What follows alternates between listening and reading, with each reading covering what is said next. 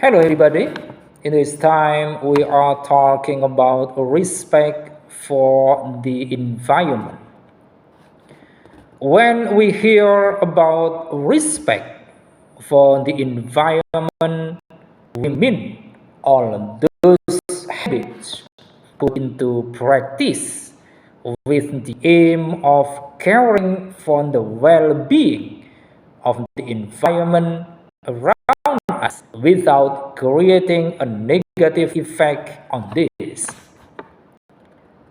These have various facets ranging from an ethical aspect. When we talk about respect for the environment, very important aspects are sustainability, which aims to meet the needs of society with activities that do not compromise the future of the environment. And not only about this, it is important to be careful to avoid negative consequences for the environment and health. One aspect that should not be underestimated is inclusion. It is very important to spread the excessive presence of environmental degradation to show how harmful and it is for the environment itself, but also for us and our health, trying to involve and encourage citizens to respect the environment in which we live. And then we move to the objectives of the respect for the environment commitment. The first objectives: recent use of energy and natural resources. Taking resources in a recent way, using renewable resources, promoting reuse, and then reuse, recycling, choosing solutions offering an appropriate lifespan, optimizing networks, etc. So many parameters to be considered integrate into an eco-design approach to achieve this objective. And then the second, the limitation of pollution and the fight against climate change. Controlling the entire life cycle of the building urban development to limit the pollution of water, air, and soil that the work can generate at all its stages. Then the third, the preservation of nature and biodiversity.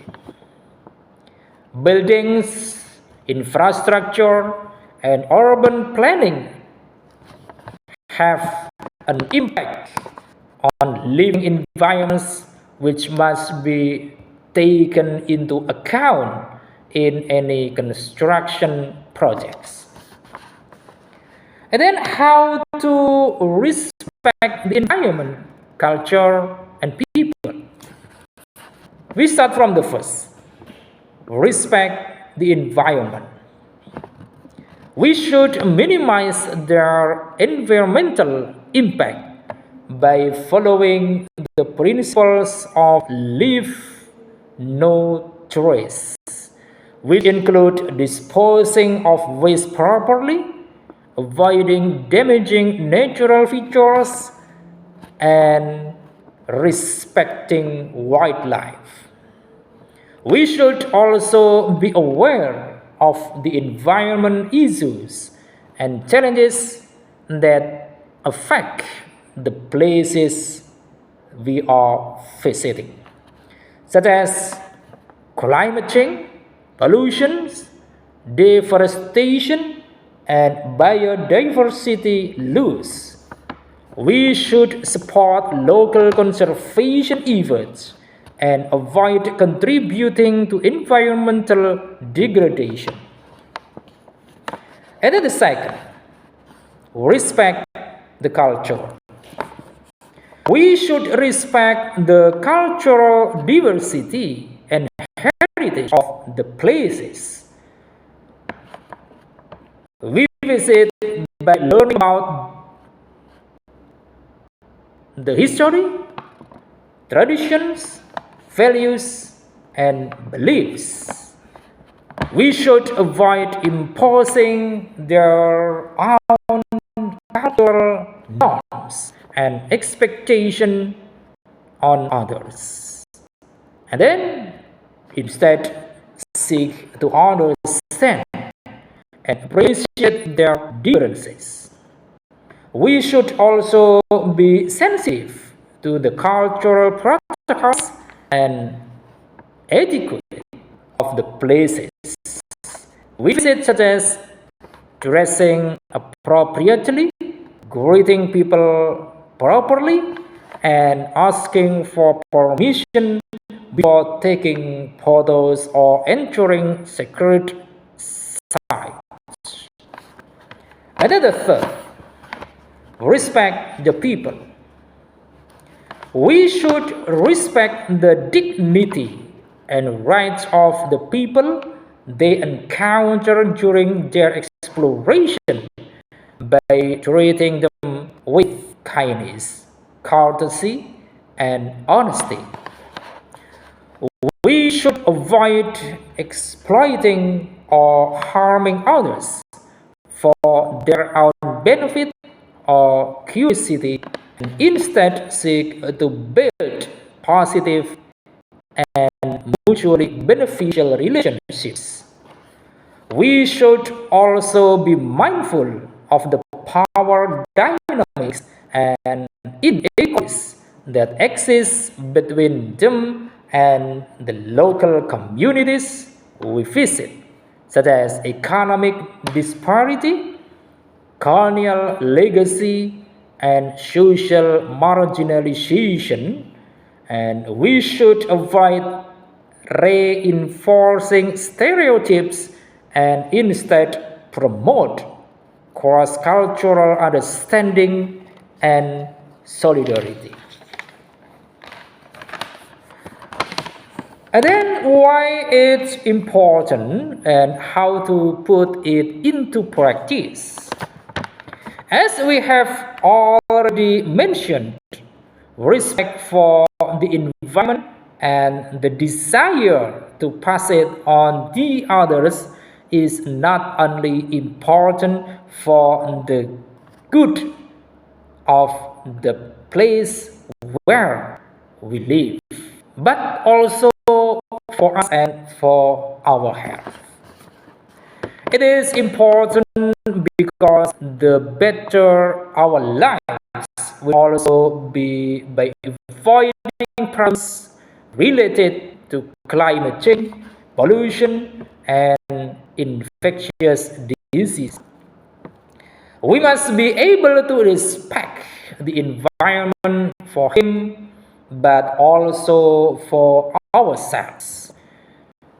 During is not impossible, but on the contrary, it can be put into practice starting from simple actions that, although apparently trivial, can be of great help, such as reducing plastics, recycling, reducing water waste, reducing food waste, and still prefer the use of public transport or bicycles whenever possible and choose low energy appliances. And then the environmental awareness begins at home. Action 1. Avoid bringing a lot disposable plastic bottles along with you on any hike, rafting trip, or other excursion. There may not always be available trash receptacles. As an alternative, fill up a jug with potable water and bring a squeeze bottle, canteen, or thermos that you can replenish. And then second, cap everything that you park in, which means to be fastidious about picking up any pieces of debris that are strewn about rest areas or campsites. And then the third, pay it forward by always disposing of at least one piece of trash that is not yours in any open area. Doing so compensates for the litter box, and it also sends a message that environmental awareness about doing what is right. I think it's enough for this session. Thanks for watching, and don't forget give this channel with your like, comment, subscribe, and share. Thank you.